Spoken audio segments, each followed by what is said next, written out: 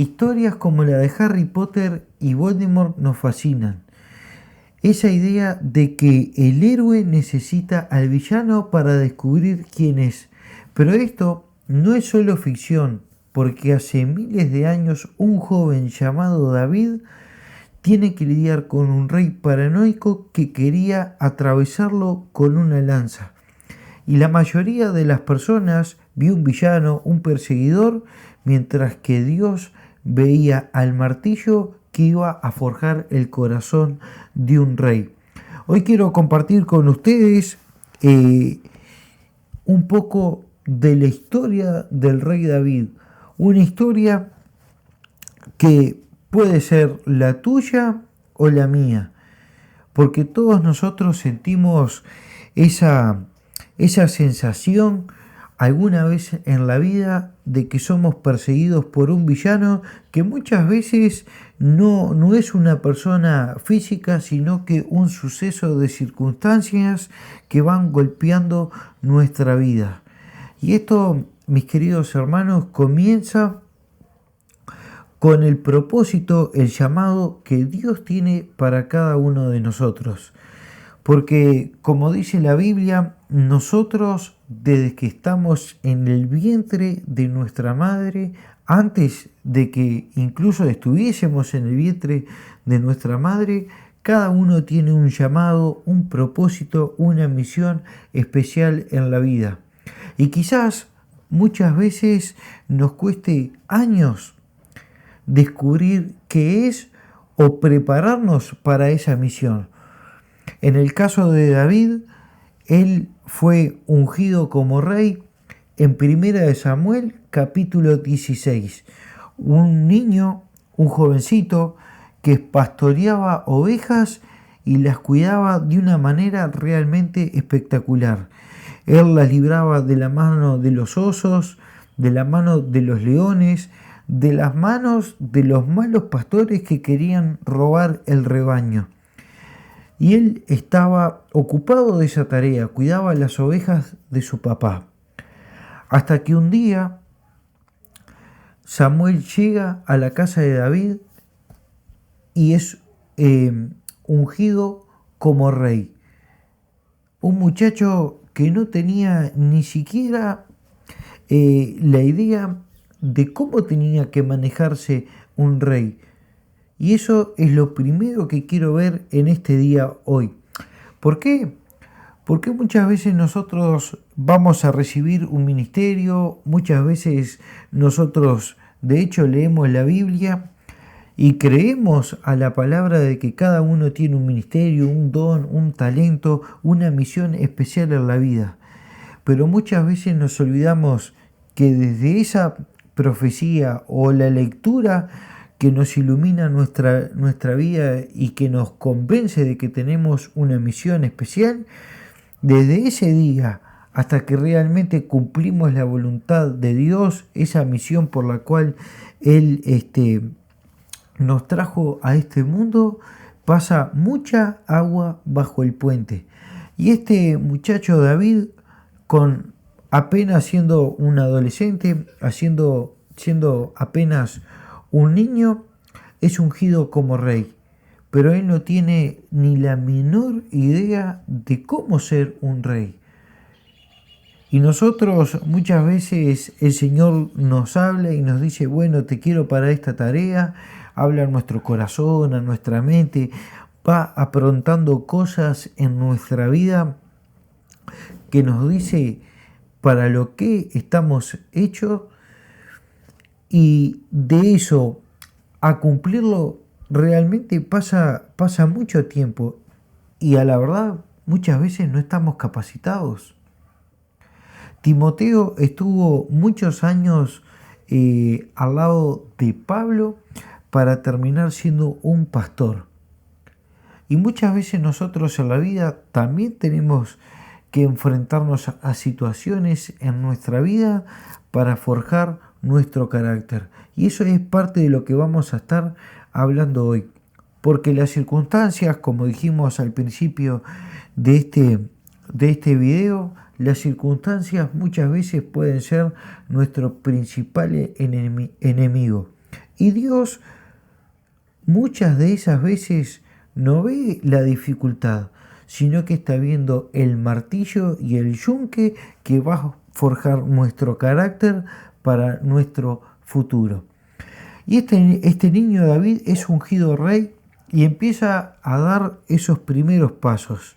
Y acá es cuando no solamente el propósito de David empieza a caminar, sino que también se levanta el yunque y el martillo.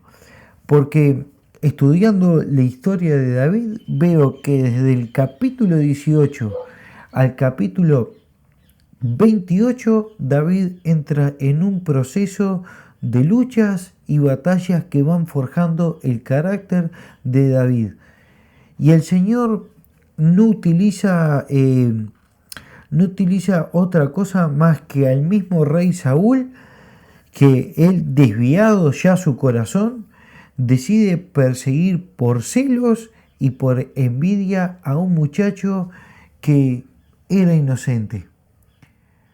El rey Saúl en el capítulo 18 ya no solamente se desvió su corazón de Dios, sino que él despertó conjuntamente con la manifestación del propósito de Dios en la vida de David, los celos y la envidia por asociaciones de ideas que no son verdaderas. Y eso también quiero tocar en el día de hoy, porque muchas veces las personas que nos rodean asocian ideas erróneas, erradas sobre nuestra vida, que terminan desatando envidias, celos, contiendas. Nos hacemos de enemigos solamente por mostrar lo que Dios ha hecho en nuestra vida. Y esto no es algo nuevo y está en toda la Biblia. Mientras desarrollaba este mensaje se me vinieron a la mente varios personajes, como por ejemplo José, un personaje en donde la manifestación de lo que Dios quería hacer en la vida de José despertó los celos, las envidias en sus hermanos. Y empezó a traerle problemas. Y muchas veces nosotros en nuestra vida, el ministerio, el don, el talento, la misión especial que nosotros tenemos que cumplir, despierta en los demás celos y envidias a través de asociaciones de ideas totalmente erradas.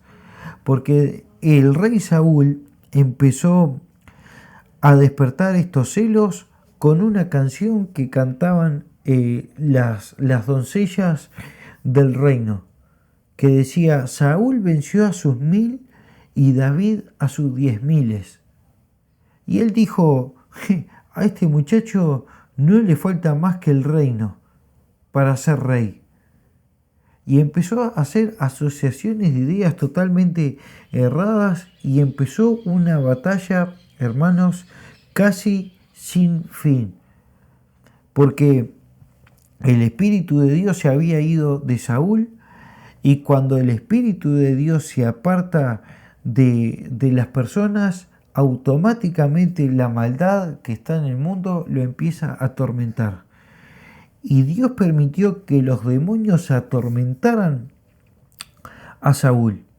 Y David no solamente era pastor, sino que también era un buen músico y tocaba, dice la Biblia, para Saúl. Pero este hombre endemoniado en más de una oportunidad quiso matarlo con una lanza.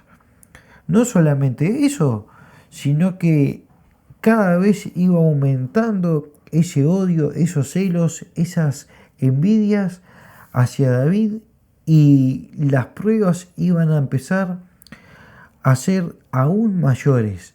Dice la Biblia que una vez el rey Saúl quiso darle su hija Mical, pero no por cortesía ni para ser pariente de David, sino que las intenciones de su corazón eran matarlo. Entonces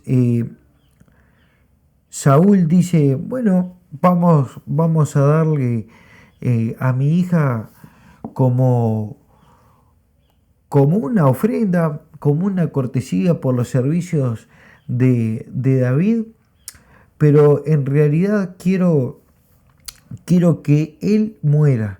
Y la idea de Saúl era mandarlo con los filisteos, porque David no era ningún tonto y decía, ¿qué puedo darle yo al rey? ¿Qué dote puedo darle yo al rey por su hija? Si yo soy un muchacho pobre que no tiene una grande familia para poder responder por el dote de esta muchacha. En la antigüedad las personas trataban a sus hijas como un intercambio comercial. Todos los hombres que tenían hijas mujeres sabían que ellos la intercambiaban por el dote, y muchas veces era oro, o muchas veces eran cabras, ganado o lo que fuese, tierras. Algo tenía que dar el muchacho que pretendía casarse con la muchacha por justamente esa muchacha. Y David no tenía nada. Y él decía, ¿qué le puedo dar yo al rey? Y se lo planteó, dice, Señor, ¿qué le puedo dar yo por su hija? Y Saúl, queriendo matar a David, le dice, bueno, yo, dice, no te pido más que 20 prepucios de los filisteos. Y David se los trajo, pero la intención de Saúl era que él, en busca de ese dote, en busca de esos prepucios, él muriese a mano de los filisteos. Pero Dios estaba con David, y él no muere yendo a la batalla en busca de esos prepucios. Él es victorioso. Y aquí quiero hacer énfasis, porque en esas pruebas que Saúl le ponía, David era forjado. Nosotros, hermanos, en la vida, como dice Romanos 8:28, todas las cosas, a los que aman a Dios, todas las cosas le ayudan para bien. Y Saúl siempre iba poniendo un palo en la rueda de David. Pero Dios no lo veía como un palo, sino que lo veía como una oportunidad para forjar a David. Y esto lo vemos en toda la Biblia. Lo vimos con José, lo vimos con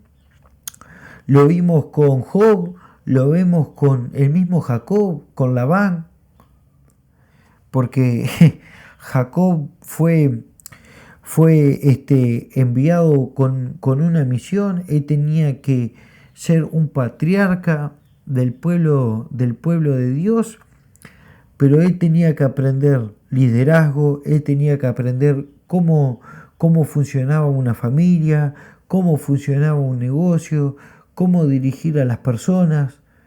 Y él fue enviado a Labán y fue acompañado por Dios, pero no lo libró de ninguna prueba, sino que conjuntamente con la prueba, Jacob iba aumentando su carácter, forjando su carácter, aumentando su fe.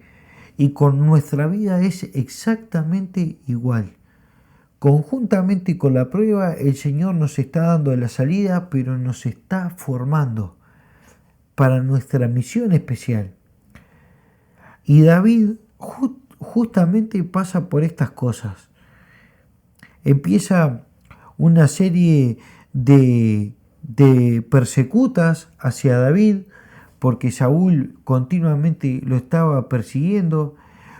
Una vez Saúl quería hacerlo venir a comer a la mesa del rey para matarlo, y David sospechó y habla con su amigo Jonatán y le dice, mirá, tu padre no me quiere de ninguna manera. Y su amigo le dice, ¿cómo no te va a querer mi padre si sos la persona más fiel a su reino, más fiel a él? ¿Cómo no te va a querer mi papá? No, y David decía, no, te aseguro que tu padre no me quiere de ninguna manera. Hicieron un trato con Jonatán, él va, se presenta una excusa totalmente ridícula, que David tenía que ir a visitar a sus padres y a su familia, a ofrecer sacrificios, y así se ausentó varios días hasta que Saúl no aguanta más y le dice, vos estás con David y me estás ocultando en dónde se esconde. ¿Por qué no viene acá? Y se puso malísimo y quiso desquitarse con la gente que estaba ahí. Jonatán le dice, la verdad que tenías razón, mi padre no te quiere. Y él huye y tiene que estar como forastero. Se escapa, pasa por por lo de un sacerdote, toma panes, toma la lanza de Goliat, sigue su camino. Ahí se encuentra con con el malvado Doeg, que lo prende fuego y le dice a Saúl en dónde estaba. Saúl, enceguecido por la ira, los celos, lo persigue, mata a todos los sacerdotes, totalmente enceguecido, y David en ese proceso empieza a forjar su carácter, empieza a forjar el carácter del rey conforme al corazón de Dios. Y si nosotros lo llevamos a nuestra vida, hermanos, todas las cosas que pasen en nuestro diario vivir, ese enemigo silencioso que puede ser una circunstancia que se vaya repitiendo en nuestra vida, es todo para forjarnos. Y David tiene la oportunidad en la cueva de Adulam de matar a Saúl. Se le presenta la oportunidad. Y todos los muchachos que estaban con él, ese ejército de personas que eran lo peor de la sociedad, como dice la Biblia, era el ejército de David, era lo peor de la sociedad. Y él forma su ejército de 400 hombres con esa clase de personas. Y Dios le permite a David hacer su ejército, que libraba al pueblo de una manera silenciosa, de los filisteos, de quien fuese, protegía al pueblo, y ya lo estaba enseñando para la guerra, lo estaba enseñando a tratar con personas que eran marginadas de la sociedad, no por incapacidad, sino porque eran ladrones, era gente mala, muchos de ellos asesinos. Y David sabe tratar con esas personas, y empieza Dios a forjar el corazón de David, el propósito de David. Hasta que en un momento llegan a la cueva de Adulam, en una de estas persecutas que le hace Saúl, y allí está la oportunidad de vengarse de su enemigo. David corta el manto de Saúl y se lo muestra. Le dice, Señor, aquí tengo la prueba de que yo lo podía haber matado y no lo hice, por respeto al ungido de Jehová. Y era Dios probando el corazón de David, no para saber qué había en el corazón de David, sino para que David supiera lo que había en su propio corazón. Y lo siguió persiguiendo este hombre a David en un montón de oportunidades, hasta que se encuentra con otro hombre malo, con Nabal, en donde le niega alimento, le niega sustento, le niega ayuda, porque David siempre lo defendía, habitaba con sus pastores, lo defendía de cualquier malhechor de afuera, y le pide, y se lo niega, y David quiere tomar venganza por mano propia, y Abigail se lo impide. Y ahí hay otra lección forjando el corazón de David, hasta que llega la cúspide de esta formación de ese corazón, que es lo que yo quiero compartir hoy con ustedes. En Primera de Samuel, capítulo 26, y vamos a resumir parte de la historia, porque otra vez David tiene la oportunidad de desquitarse con Saúl y él no lo hace. Se encuentran en el collado de Aquilá y había un general, un siervo de Saúl en aquel lugar, un hombre muy malo llamado Abner, que estaba acompañando a Saúl, y se encuentran en el collado de Aquilá, y dice la Biblia que Dios hizo descender un sueño profundo en aquel lugar y que hizo dormir a todo el mundo, y fue David con Abisai aquel campamento en donde estaba Saúl, y tomó la lanza y la vasija de agua de la cabecera del rey Saúl, donde estaba durmiendo, y la toma. Y miren lo que dice David: y dio voces David al pueblo y a Abner, hijo de Ner, diciendo: ¿no respondes, Abner? Entonces Abner respondió y dijo: ¿Quién eres tú que gritas al rey? Y miren la ironía de David y el sarcasmo que utiliza para dejarlo pegado a Abner. Él no derrama ni una gota de sangre. Y dijo David a Abner: ¿no eres tú un hombre, y quién como tú en Israel? ¿Por qué pues no has guardado tú al rey tu señor? Porque uno del pueblo ha entrado a matar a tu señor el rey. Esto que has hecho no está bien. Vive Jehová, que sois dignos de muerte, porque no habéis guardado vuestro señor al ungido de Jehová. Mira pues ahora donde está la lanza del rey y la vasija de agua que estaba en su cabecera. Y conociendo Saúl la voz de David, dijo: ¿no es esta tu voz, hijo mío David? Y David respondió: mi voz es: rey, señor mío.